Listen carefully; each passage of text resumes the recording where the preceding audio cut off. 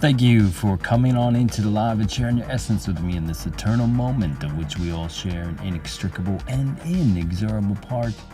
Thank you for doing your part, for coming on in each and every day, and we'll do the same without wasting a single second of your time. Bada bing, bada boom, we go. And into the charts, Bitcoin getting a little bit of a push up into that 786 level of the diagonal pitch fan we've had price in for almost over a year, since January of 2023, and been respecting these levels. So we'll see, does it come back to the 786, pump up to the 46k region, or does it get a C wave to sweep this wick down here to the downside? Let's go ahead and look at the liquidity. What is the liquidity? Well, here at High Block, people lock their liquidity into the charts to get burnt to a crisp by the market maker for not using a stop loss. We get to see where those crispy characters are, so let's do it now. Today we're going to juxtapose this with a free alternative at CoinGlass. So you have basically this little thing that shows all of the liquidations of the shorts and the longs and the shorts. And basically you can do that same thing over here on High Block.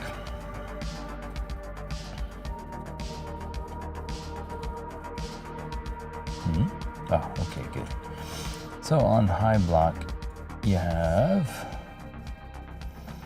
basically it came back up to this region over here. We have a large chunk of liquidity that we were looking at up here in terms of shorts, up at that 44.163 region, if to hold us up to the flame of what we said yesterday. Let's go take a look. held true for basically 24 hours. So we were talking back here about coming up into this fair value gap region, and we came first to the first fair value gap, rejected off of it, and came back down for a double bottom and came up to here. Let's go see what it can do from this point in time. This one was recovered. We can delete this. All right. And where does this line up with the liquidity? So you're having a bunch of longs open up here, 185 million in long liquidity opening up into resistance as they liquidate some of these shorts.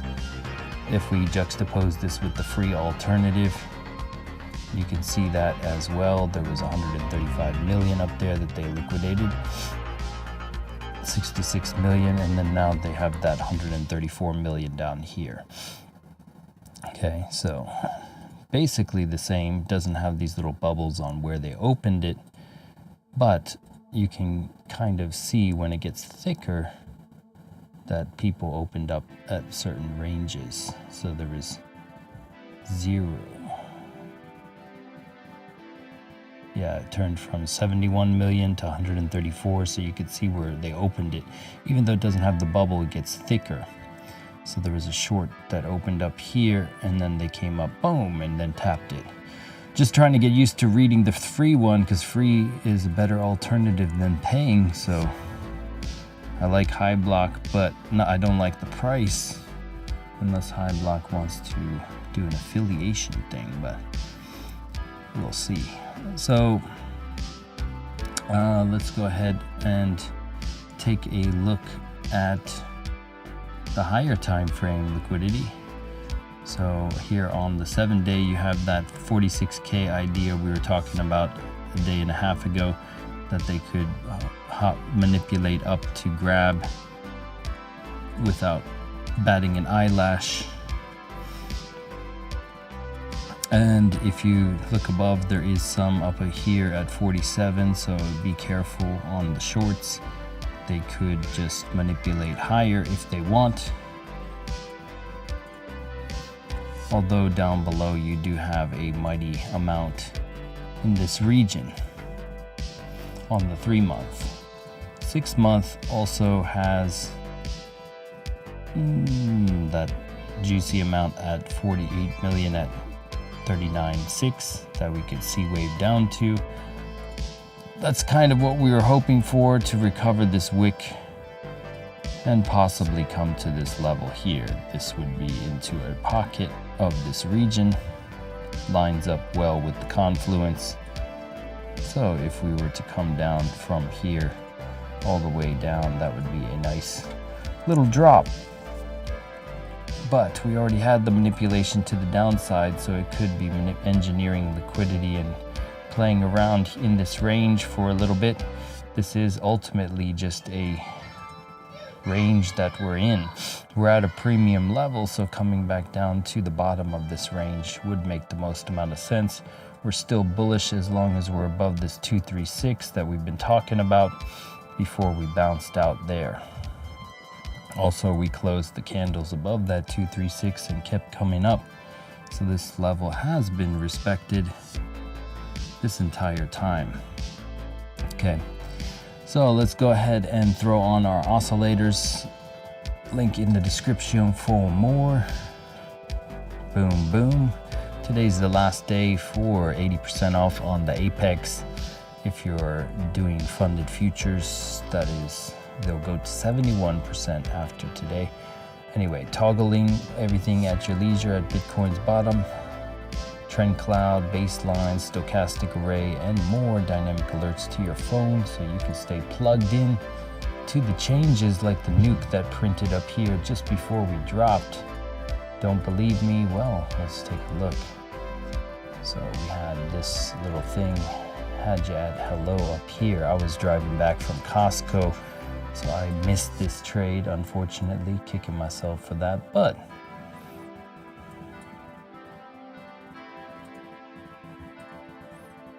if we go back here, So it locked in, I believe, on the hourly as well. Like you had, wait a minute, go back, please. Yeah, I think it was on the second hit at 7. There we go. Yeah, you had 2 or 3. It technically was over here too. I don't know, maybe need to go back and let it percolate on the formulations leading into it. Sometimes if it's too fast, the playback mode is too fast, it misses what it was actually doing in the moment.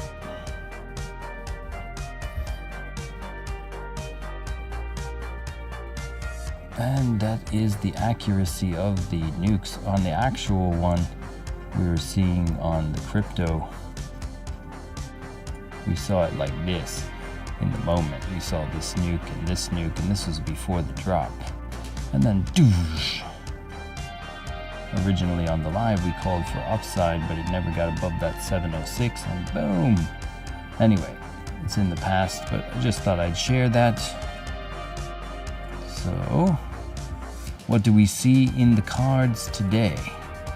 So, we were seeing an hourly cross-up event with this circle here. That's what this little circle down here is about. We were seeing the cross-up event of the baselines, which is why we were calling for that B-wave upside play.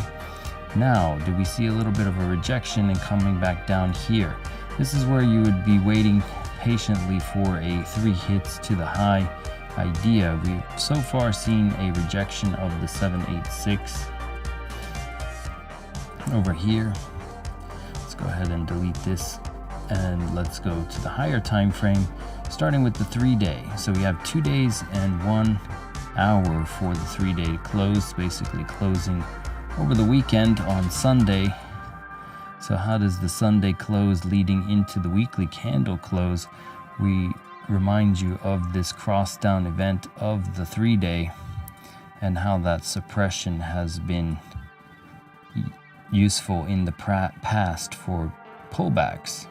So do we get a pullback on the 3-day time frame? That is something to think about. And we are suppressed on the stochastic on the 3-day money flow and RSI at nearly overbought levels, just hanging out at that 70 level waiting for a clue.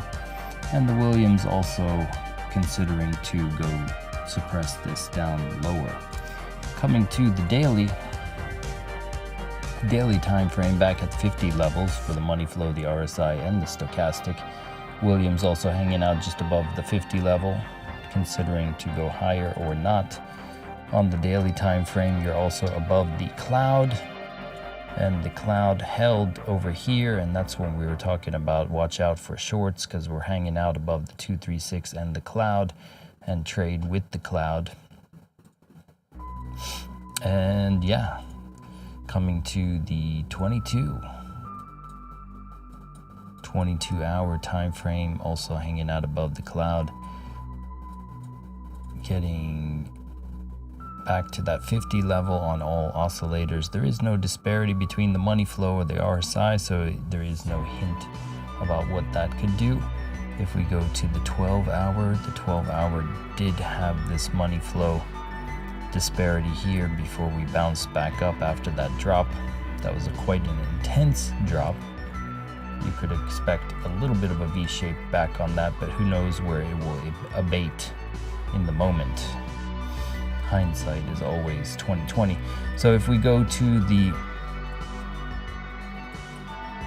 6-hour time frame, the 6-hour is attempting to take off here and coming back to this 50 level. Does it get suppressed and dumped on by the higher time frames here?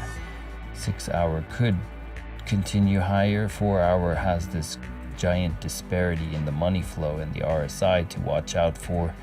Here is the money flow, here is the RSI. When this money flow is beneath the RSI, it tends to gravitate up to the RSI. There are occasions where the RSI comes down to meet the money flow, similar to here. Is this one of those moments where the RSI comes down? For the most part, the money flow comes up to the RSI, so that is something to watch out for on the 4-hour time frame. If we go into the, looks like we're getting a hard rejection off that 786 level. We have yet to close out the daily time frame in 10 minutes. I have to get going to work at that time, so we have less than 10 minutes to finish up the stream. So we're back above the cloud on the 4-hour. Do we hold this? Does Hong Kong give us one last hoorah push up? There is some liquidity to be grabbed up here at 45,180.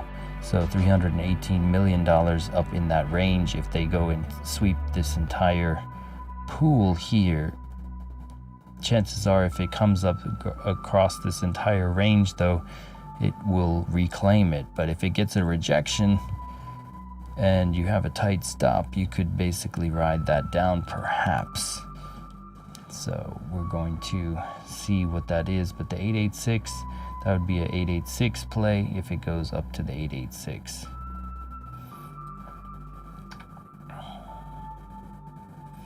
And going to the hourly. So the hourly cloud is starting to shift here in a manner, and you're getting a thinning of the hourly cloud as it comes back above. Do we come back down and kiss this cloud and have a reaction off of it?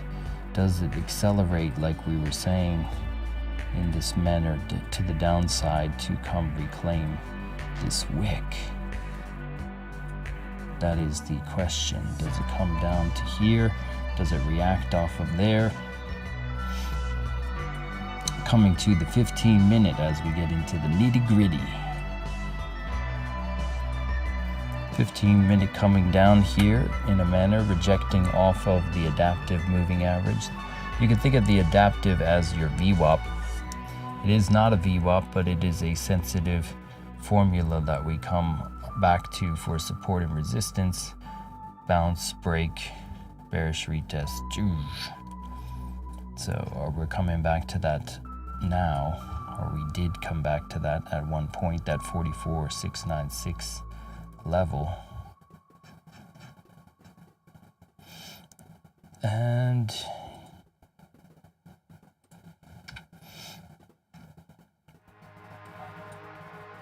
this was respected for a time yesterday when they flipped it into support and bounced off of that level. So this was useful in the moment, but it's gone now. And let's go ahead and see at the 15. So the 15 was experiencing some bearish divergence, and getting a little bit of a rejection. Coming back to this cloud idea, cloud pointing strong to 2 o'clock, you need to see it break down and then bearishly retest like that to be interested. You get your shoulder, head, and then shoulder to the downside. Otherwise, if it bounces off the cloud, it could come back up for another hit to the high.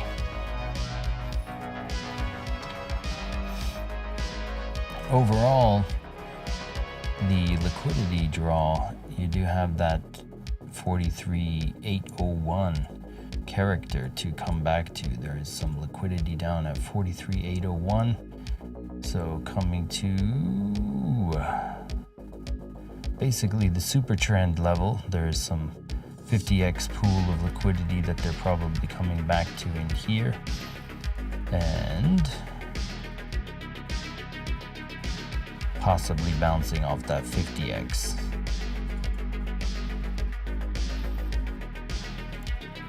And could be a sideways day. It is Friday, run for profit January 5th. So which side has the most profit is the direction they will go. Let's say what's up. Thank you, Steven. What's up, Prehab? And Dingo in the house. What's up?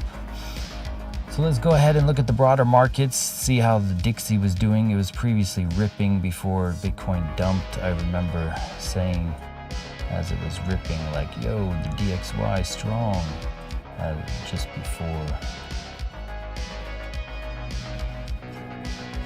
So it met all of the targets. So this trend-based fib can go away to too many lines there. So basically coming back to this gap, possibly hitting up into here, that would give a little bit of a run on the risk on assets to the downside. The NQ saw a little bit of a rise, but ultimately dumped yesterday. I passed out because I had to go back to work. So anyone buying the breakout yesterday just got destroyed as it double bottomed back off that cloud rejection. So the rejection of the cloud on the hourly is just a straight downturn, and NQ been seeing this hit to the downside here. And looking at gold, gold also took a hit.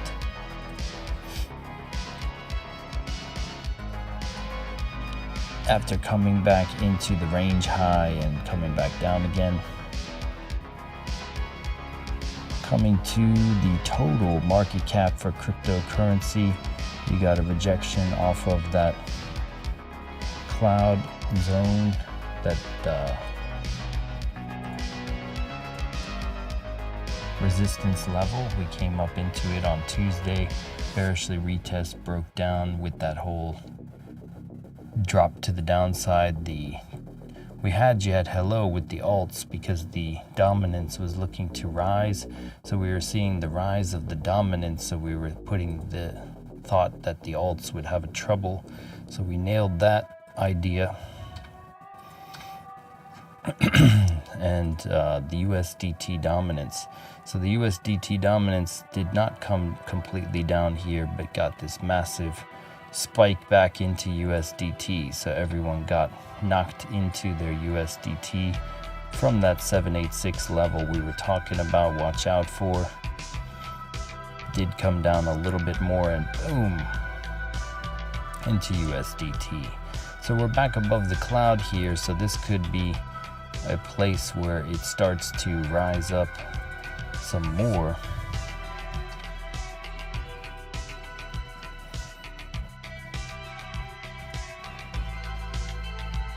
Let's clean this up a little bit.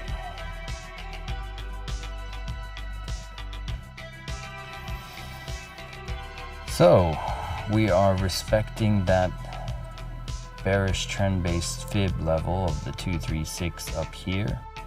So if we maintain staying below this 236, we could come back down into these bullish territories for the space, but bearish for the dominance of this. But you're getting these rocket ships insinuating that a market structure shift to the downside was coming.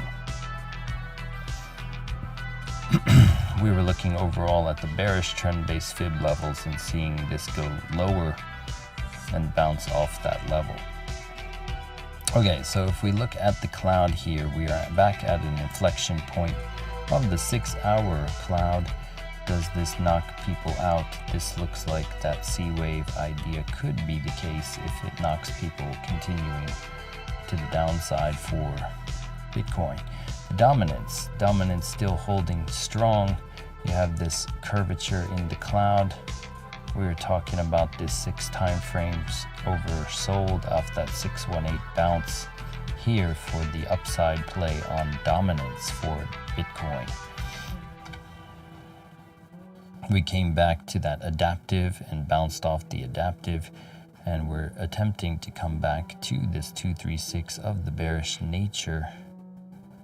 Why does this get moved? That's so weird.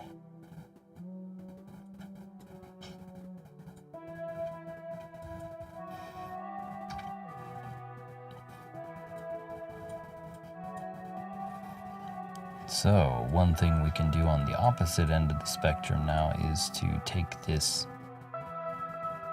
from here to here to here, and this gives you that possibility of coming up into that range and watching at this 53% level. Do we continue up to here before starting to retrace with the dominance rising, and this potentially rising as well means Bitcoin could be coming to the downside. So this lines up with our analysis quite nicely. Let's go to Matic for my man Steven.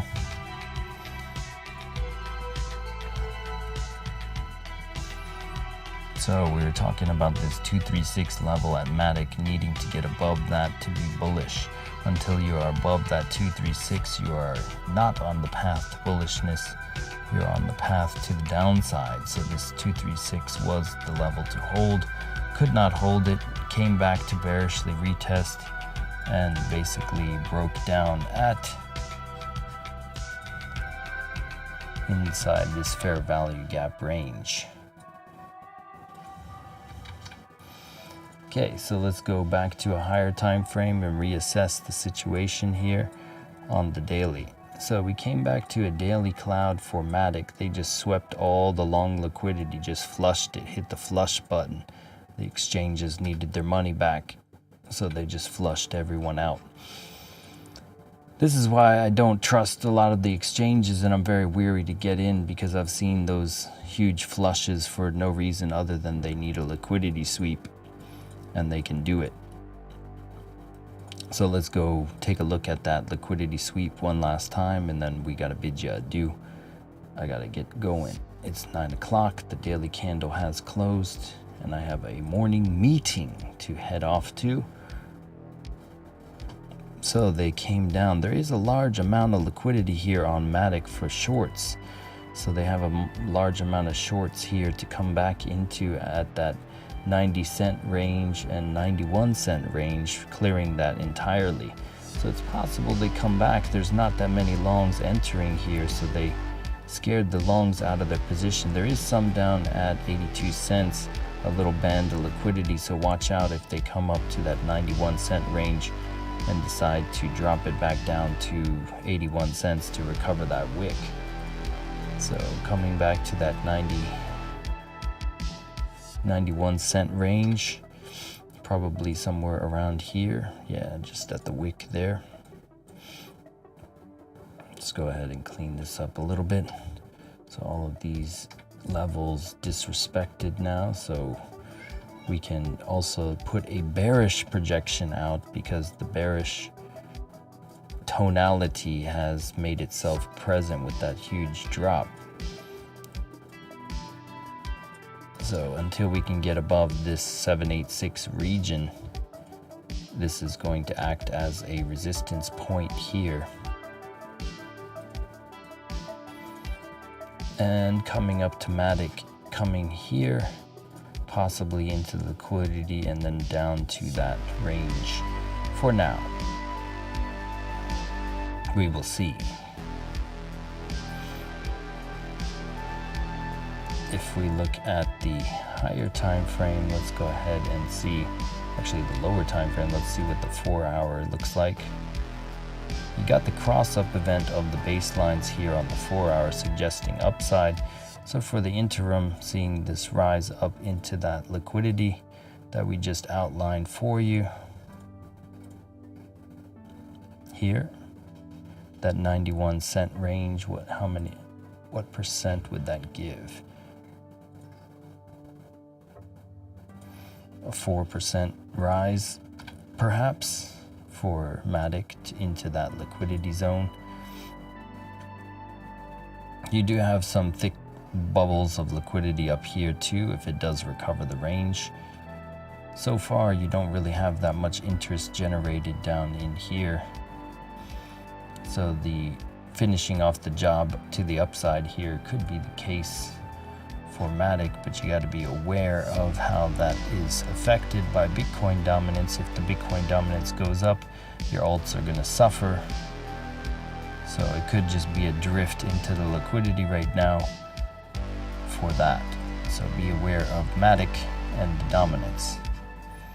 Bitcoin closed out its daily candle, so it's getting a little bit more of a rise here, looking for that 3 hits to the high idea. So do we come back and see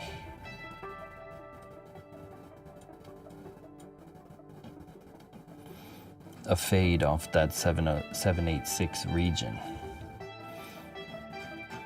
So we're here for it either way. 786 is the zone to watch out for. Do you get a scam wick up to the 886? And fade, be aware of where the liquidity still lies in terms of pools. You have some more to the upside here at 45,180. So 45,180 and beyond is still thick with liquidity. So we could come up to that range. Watch out for that. Overall, I'm seeing a bearish tonality to go reclaim that wick at 39K perhaps. So we will see as we approach Friday. If there is that breaking of the cloud idea on here on the 15, it would have to come through, bearishly retest, and then come lower.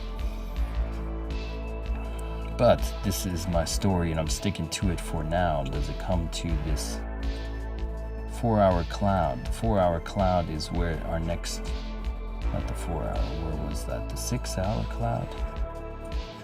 That was it, maybe? The hourly cloud. So coming back to this hourly cloud, 2.6% away, watching for a reaction of how this cloud kiss will be when it comes to this region. How does it get there? Does it do another double top manipulation first? That is the question. All right, folks, I got to get going. So thank you for coming on into the live and sharing your essence with me in this eternal moment of which we all share an inextricable and inexorable part. Thank you for doing your part, for coming on in each and every day. And we'll do the same, bringing the fire, the accuracy, the precision, all that fun stuff. And we'll catch you on the flip side. Peace.